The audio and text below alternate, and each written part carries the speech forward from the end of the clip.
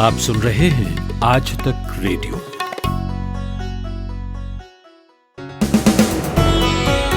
नमस्कार, मैं हूं पूनम कौशल और लेकर हाजिर हूं 27 मई का न्यूज पॉडकास्ट। दिन भर सबसे पहले हेडलाइंस।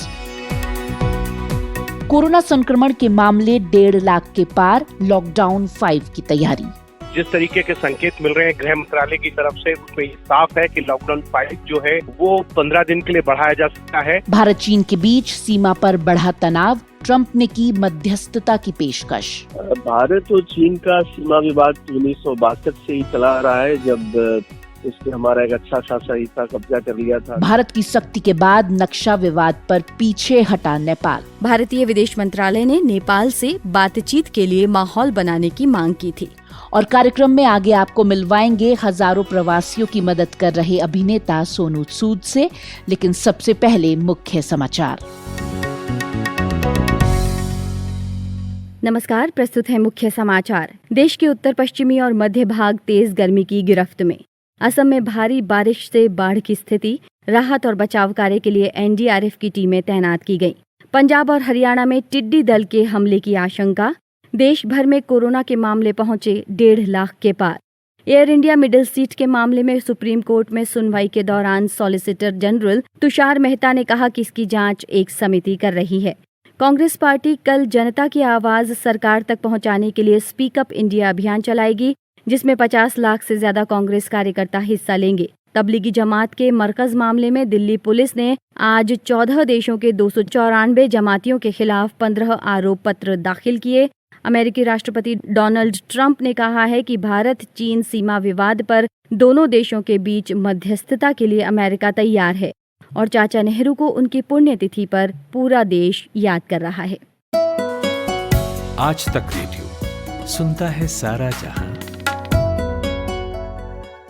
बीते 24 घंटों में 6000 से अधिक मामलों के साथ भारत में अब कोरोना संक्रमण के मामलों की तादाद 1.5 लाख को पार कर गई है।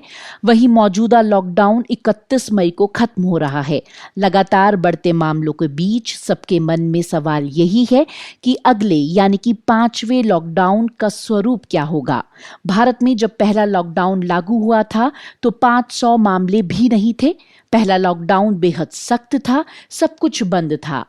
और अब 2 महीने बाद बहुत कुछ खुल चुका है। ऐसे में 5वां लॉकडाउन कैसा होगा, यही जानने के लिए मैंने बात की आज तक संवाददाता हिमांशु मिश्रा से और पूछा कि सरकार की तरफ से क्या संकेत मिले हैं। देखिए पूनम, तो जिस तरीके के संकेत मिल रहे हैं गृह मंत्रालय की तरफ से, उसमें साफ है कि लॉकडाउन 5 जो है वो 15 दिन के लिए बढ़ाया जा सकता है। और इसके अंदर जो 11 शहर हैं जहां सबसे ज्यादा जो है कोविड-19 के इफेक्टेड लोग आ रहे हैं, लगातार उनकी तादाद बढ़ती जा रही है। उन शहरों में दिल्ली, मुंबई, पूना, अहमदाबाद, कोलकाता, चेन्नई, ये जो शहर है इनमें सबसे ज्यादा तादाद आ रही है। और इन शहरों के ऊपर जो है लॉकडाउन 5 का फोकस ज्यादा रहेगा। यहाँ पर लॉकडाउन बड़ी सख्ती से जो है वो लगाया जाएगा। इसमें बहुत ज्यादा रियायत नहीं दी जाएगी। कंटेनमेंट एरिया और रेड जोन को जो है पूरी तरीके से मान के चला जा सकता है कि सील किया जाएगा, जिससे कि ये संक्रमण जो है और ज्यादा ना फैले और जहां है उसको वहीं रोकने में सरकार की कोशिश रहेगी। दूसरी बात ये है कि सरकार कुछ रिलैक्सेशन दे सकती है।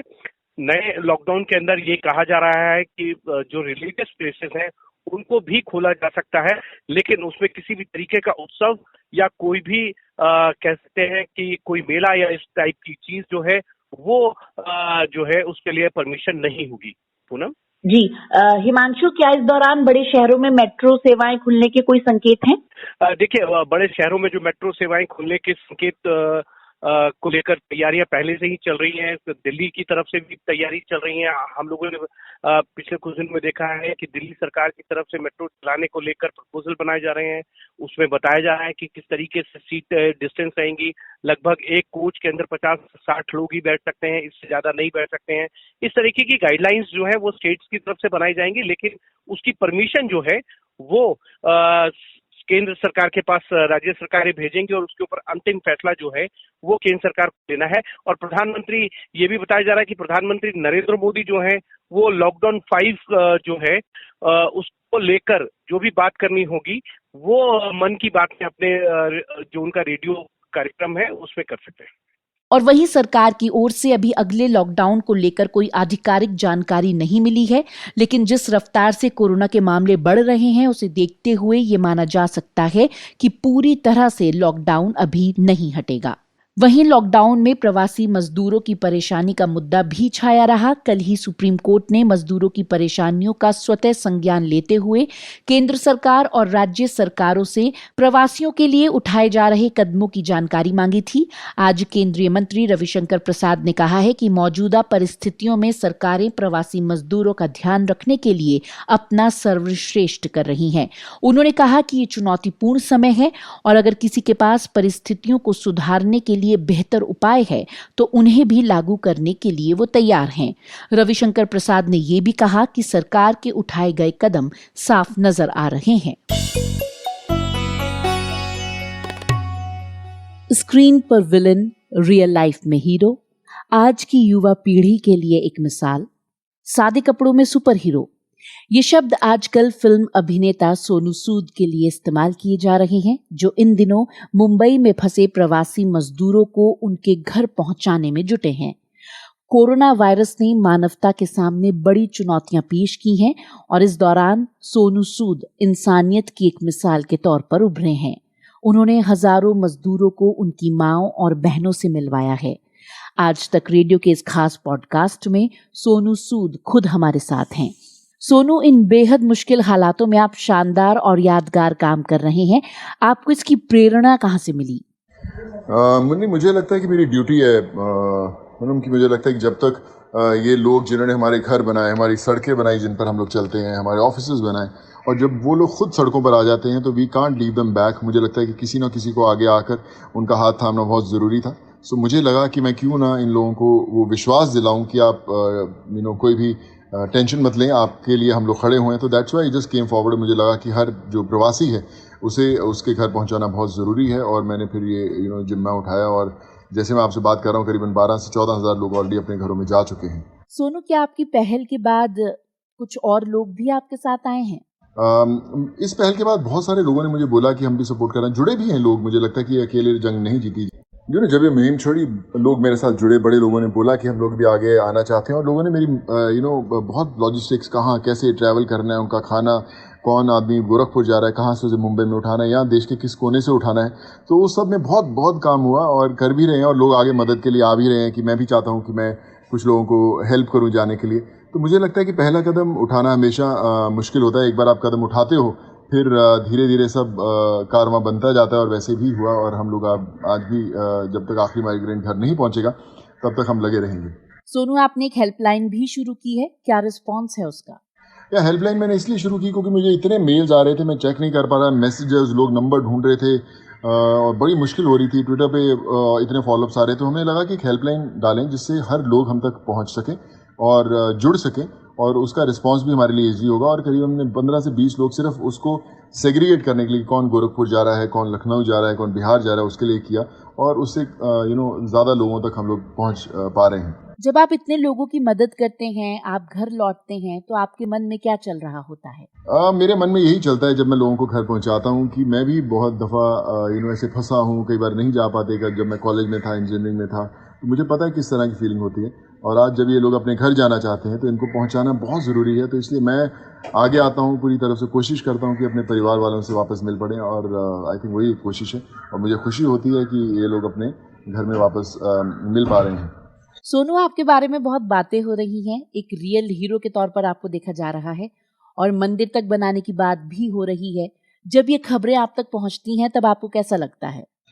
हाँ, जहाँ मंदिर बनाने की किसी ने मुझे बोला तो मैं कहता हूँ कि मैं अभी तो वैसा कुछ नहीं किया हूँ कि जब मेरे लिए मंदिर बनना चाहिए। सिर्फ आप कुछ वो किसी न किसी माइग्रेंट को, प्रवासी की परिवार को मदद कर दें, आई थिंक उससे ज़्यादा कुछ नहीं चाहिए। आई थिंक दैट्स जो मेरे लिए टेम्पल वही होगा अगर आप किसी की मदद कर पाए। तो ये प्यार है लोगों का, और अच्छा फील होता है कि लोग आपके बारे में अच्छा सोचते हैं, उनकी दुआएं आपके साथ हैं। आज तक रेडियो से बात करने के लिए सोनू सूद, आपका बहुत बहुत शुक्रिया। Thank you so much sir. तो ये थे सोनू सूद, जो प्रवासी मजदूरों की मदद में दिन रात जुटे हुए हैं। अब बढ़ते हैं आगे और बात करते हैं भारत और चीन की। भारत और चीन के बीच सीमा पर तनाव बढ़ा हुआ है। इसी बीच अमेरिकी राष्ट्रपति डोनाल्ड ट्रंप ने एक ट्वीट करके कहा है कि वो भारत और चीन के बीच मध्यस्थता करने के लिए तैयार हैं। वहीं चीन के विदेश मंत्रालय की तरफ से ये भी कहा गया है कि दोनों देशों के पास बातचीत से मुद्दा सुलझाने का चैनल मौजूद है। चीन ने कहा है कि वो क्षेत्रीय संप्रभुता की रक्षा और सीमा क्षेत्रों में शांति के लिए प्रतिबद्ध है। वहीं भारत पहले ही कह चुका है कि वो सीमा पर चीन के दखल को बर्दाश्त नहीं करेगा।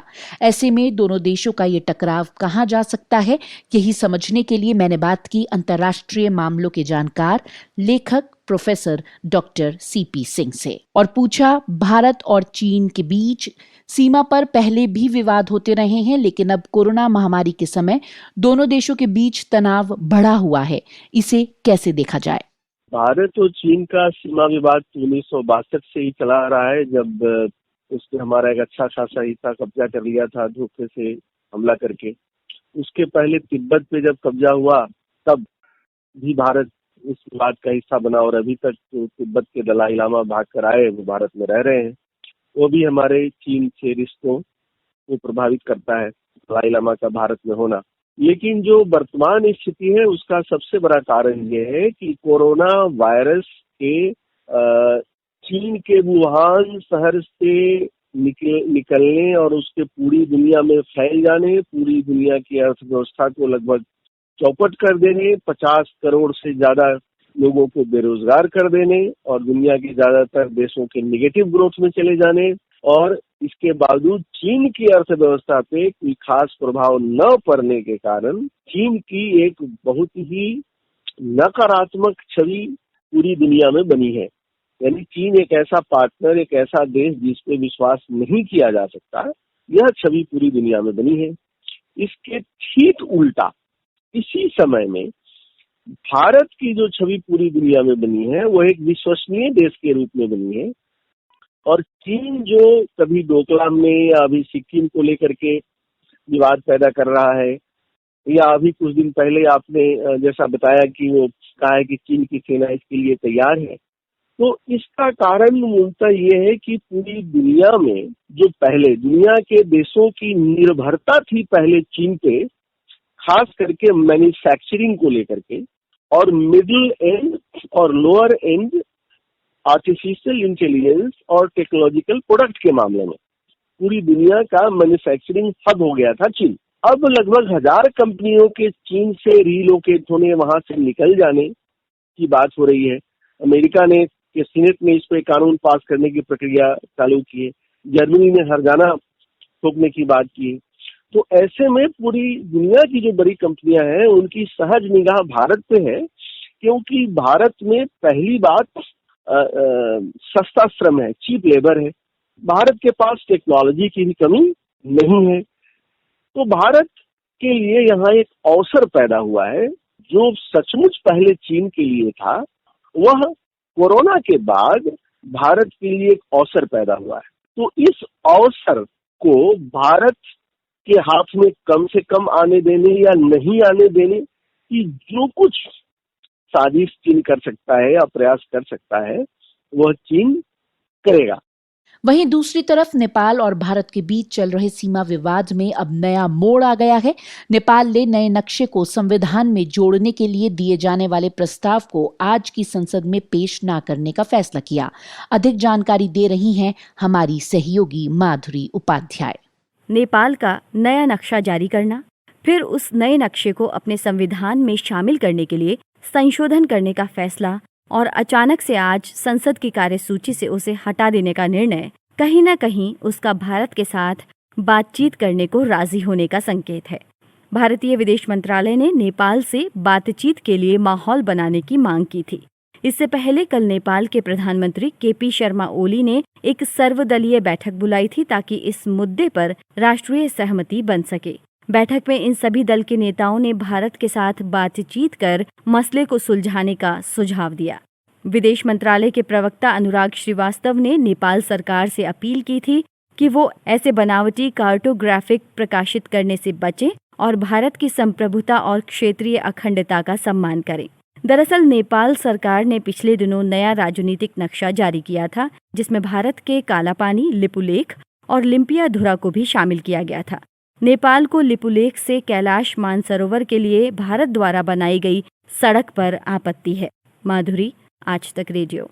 उधर अमेरिका के राष्ट्रपति डोनाल्ड ट्रंप के 2 ट्वीट्स पर विवाद खड़ा हो गया है। दरअसल ट्विटर ने इन ट्वीट्स पर फैक्ट चेकिंग का नोटिफिकेशन लगाते हुए इन्हें फेक करार दिया है। ऐसा पहली बार हुआ है कि ट्विटर ने ट्रंप के किसी ट्वीट को फ्लैग करते हुए वार्निंग दी है, जिस पर राष्ट्रपति ट्रंप ने कड़ी प्रतिक्रिया दी है। क्या है ये पूरा मामला, बता रही है हमारी सहयोगी गरिमा। इस साल अमेरिका में राष्ट्रपति चुनाव होने वाले हैं। उससे पहले यहां राजनीति गर्मा गई है। राष्ट्रपति डोनाल्ड ट्रंप ने सोशल नेटवर्किंग साइट ट्विटर पर चुनाव को प्रभावित करने का आरोप लगाया है। राष्ट्रपति ट्रंप ने अपने ट्विटर अकाउंट के जरिए ट्वीट करके ये बात कही। ट्विटर 2020 के चुनाव में दखल दे रहा है। उसका कहना है कि मेल इन बैलेट के बारे में मेरा बयान बड़े भ्रष्टाचार और फर्जीवाड़े को जन्म देगा। इसके लिए वो CNN और वॉशिंगटन पोस्ट की एक फैक्ट चेकिंग स्टोरी को आधार मान रहा है। ट्विटर फ्री स्पीच को पूरी तरह से रोक रहा है और मैं राष्ट्रपति होने के नाते ऐसा होने नहीं दूंगा।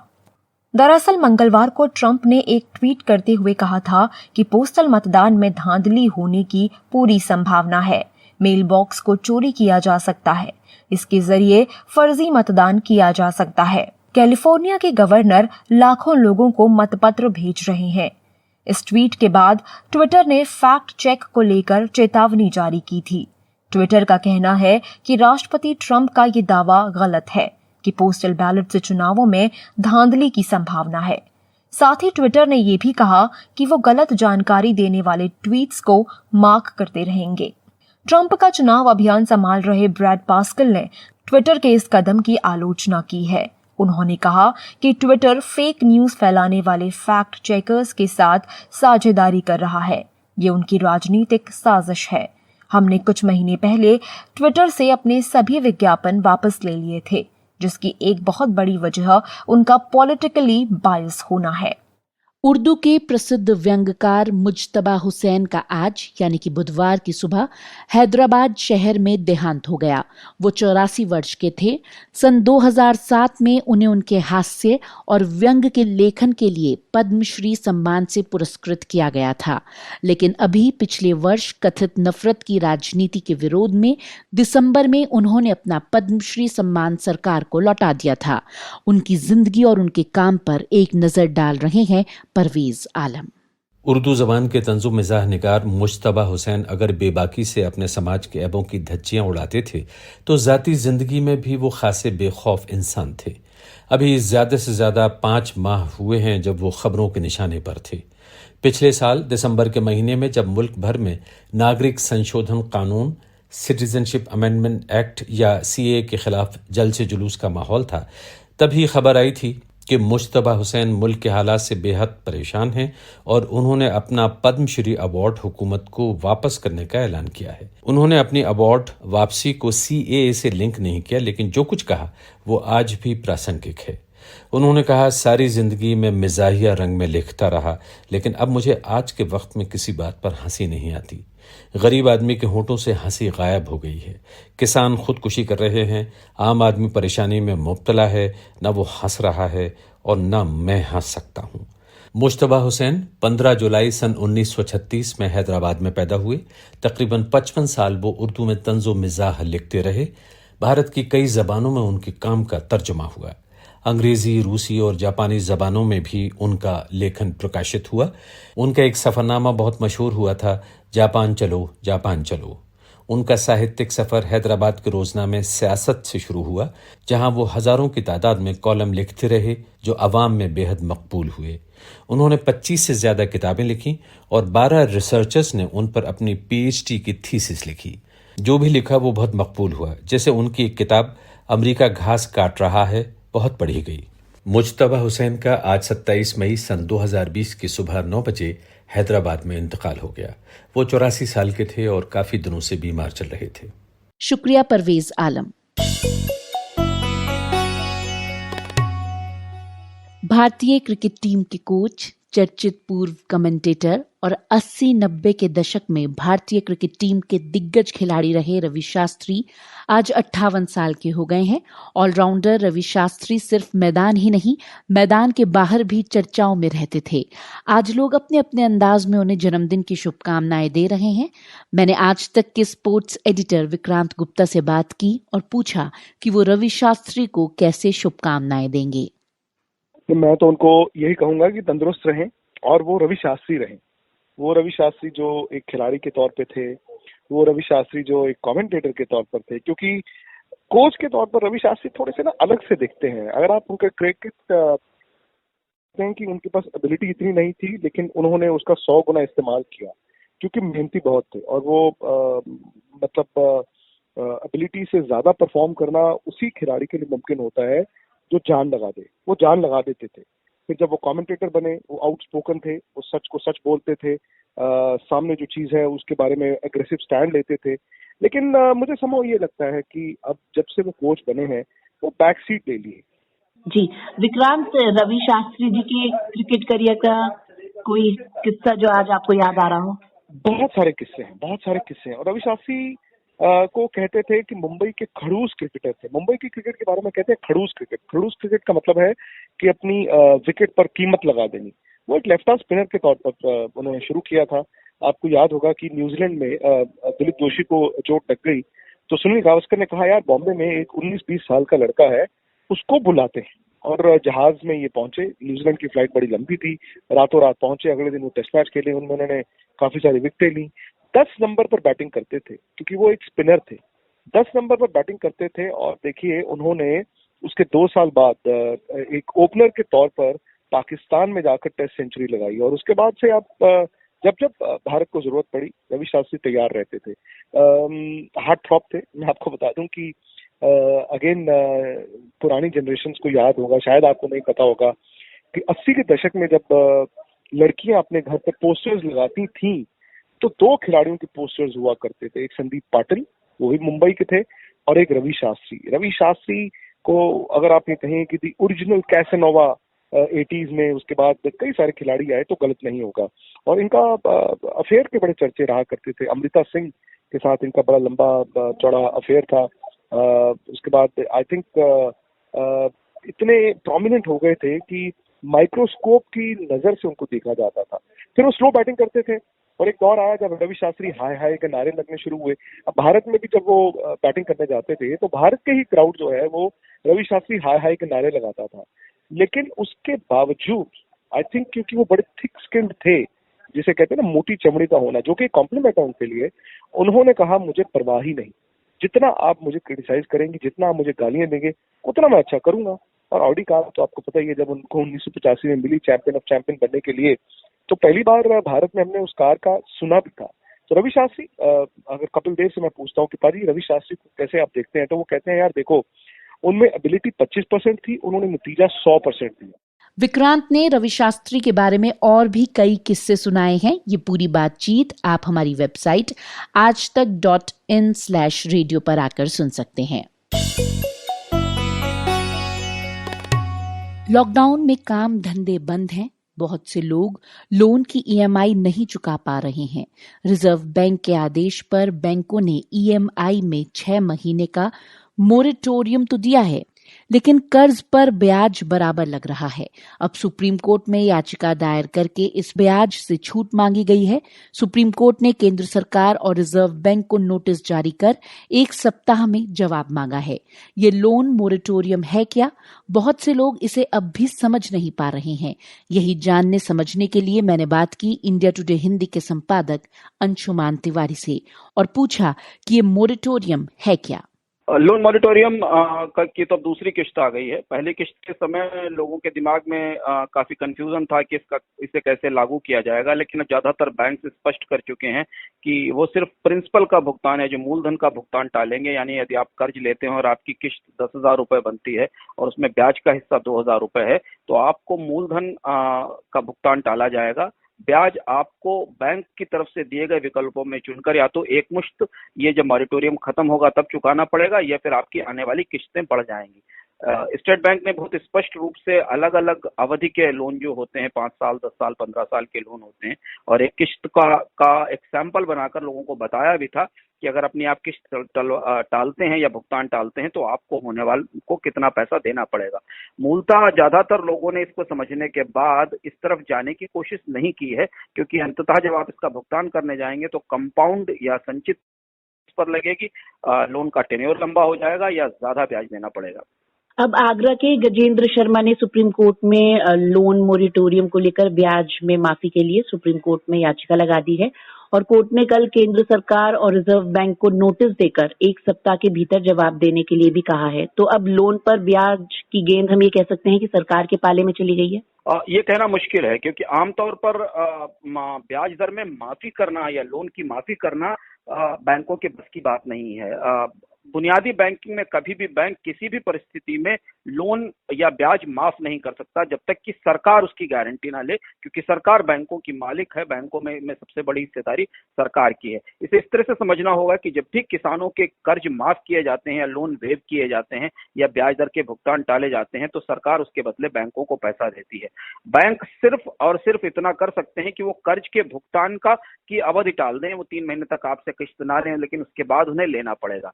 रिजर्व बैंक ने जब मॉरिटोरियम दिया था तो बैंकों से स्पष्ट रूप से कहा था कि वे इस साल होने वाले घाटे से बचने के लिए अपने मुनाफे से और अपनी बचत से पैसा निकाल कर अलग रखें, जिसे बैंक की जबान में प्रोविजनिंग कहते हैं।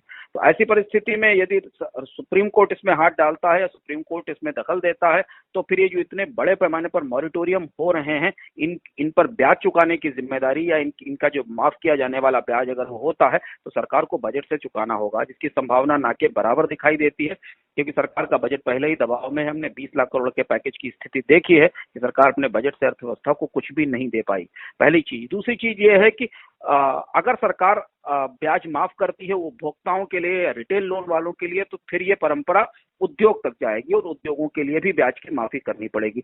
ऐसी परिस्थिति फिलहाल नहीं दिखती। यहाँ एक चीज और ध्यान रखना जरूरी है कि भारतीय बैंकों की स्थिति पिछले 1 साल में और ज्यादा बिगड़ी है।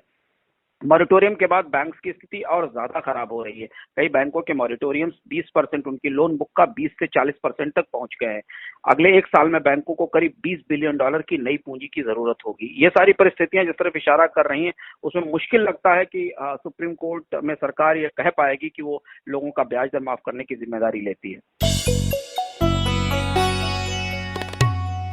और अब सुनते हैं बाजार का हाल हमारे मार्केट एक्सपर्ट शुभम शंकरधर से।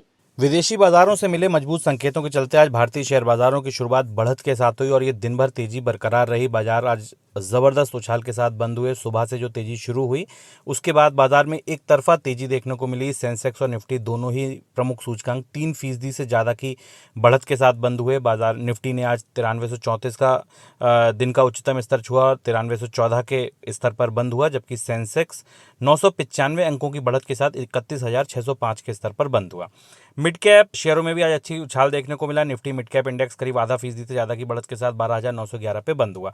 आज की इस तेजी को जो लीड किया वो किया बैंकों ने। निफ्टी बैंक 7% से ज़्यादा की बढ़त के साथ 18,710 के स्तर पर बंद हुआ। जिन बैंकों में सबसे ज़्यादा तेजी देखने को मिली उनमें एक्सिस बैंक और आईसीआईसीआई बैंक शामिल थे। एक्सिस बैंक का शेयर 13% से ज़्यादा उछल गया, जबकि आईसीआईसीआई बैंक के शेयर में 8% से ज़्यादा की तेजी देखने को मिली। एडवांस डिक्लाइन रेशियो की बात करें तो बढ़ने वाले शेयरों की संख्या निश्चित तौर पर आज ज़्यादा थी। 932 शेयर ऐसे थे जिनमें तेजी देखने को मिली, जबकि 612 शेयरों में गिरावट देखने को मिली। इस तेजी के पीछे एक बड़ी वजह एफ&ओ की कल एक्सपायरी है। बहुत सारे ऐसे शॉर्ट्स थे बाजार में, ऐसे बहुत शॉर्ट्स के सौदे थे जो कवर होने आए एक्सपायरी से ठीक पहले, जिसकी वजह से बाजार में ये बढ़त देखने को मिली। इसके अलावा जो आज तेजी देखने को मिली वो आईटी शेयरों में तेजी देखने को मिली। टेक महिंद्रा, टीसीएस, ये ऐसे शेयर थे आज के बाजार में जिनमें तेजी देखने को मिली। कल एफ&ओ की एक्सपायरी है। कल बाजार में एक तेज उतार चढ़ाव वाला सत्र देखने को मिल सकता है। हो सकता है कि एक्सपायरी के दौरान जब शॉर्ट कवरिंग और तेजी से आए तो बाजार में एक और तेजी देखने को मिले, लेकिन परसों से ये जो ट्रेंड है ये सेटल डाउन होते दिखेगा। सेक्टर्स के हिसाब से बात करें तो आज बैंकिंग शेयरों में सबसे ज़्यादा तेजी थी। उसके बाद ऑटोमोबाइल शेयर अच्छे चले। Engineering, chemical, food and beverages इन और मेटल माइनिंग, इन शेयरों में तेजी देखने को मिली, जबकि गिरावट जो थी वो टेक्नोलॉजी सेक्टर में, टेलीकॉम सेक्टर में, ऑयल एंड गैस में, कंज्यूमर ड्यूरेबल्स में और फार्मा शेयरों में, इनमें आज बिकवाली देखने को मिली। शेयर जैसे कि मैंने आपको बताया कि आज axis bank, ICICI bank lead कर रहे थे तेजी को। इसके बाद एचडीएफसी बैंक में भी करीब 6% की तेजी देखने को मिली। कोटक महिंद्रा बैंक भी करीब 6% बढ़ के बंद हुआ। बजाज फाइनेंस के शेयर में 6% की करीब तेजी थी। इंडसइंड बैंक भी 5.5% से ज़्यादा की बढ़त के साथ बंद हुआ। एसबीआई के शेयर में भी 4.5 पौने 5% की तेजी देखने को मिली। तो आज अगर आप देखें तो टॉप के जो 10 शेयर थे सेंसेक्स में जो चढ़ने वाले थे, उनमें ज़्यादातर शेयर जो थे बैंकिंग और फाइनेंशियल सर्विसेज शेयर के थे। बहुत दिनों से लगातार जब से ये राहत पैकेज आया था, बैंकिंग और फाइनेंशियल शेयरों में दबाव देखने को मिल रहा था और यही कारण है कि आज बाजार में जो ये शॉर्ट कवरिंग आई है, बाजार में जो तिमाही नतीजे आए हैं उसके बाद एक्सिस बैंक के, उसके बाद ये तेजी देखने को मिली है।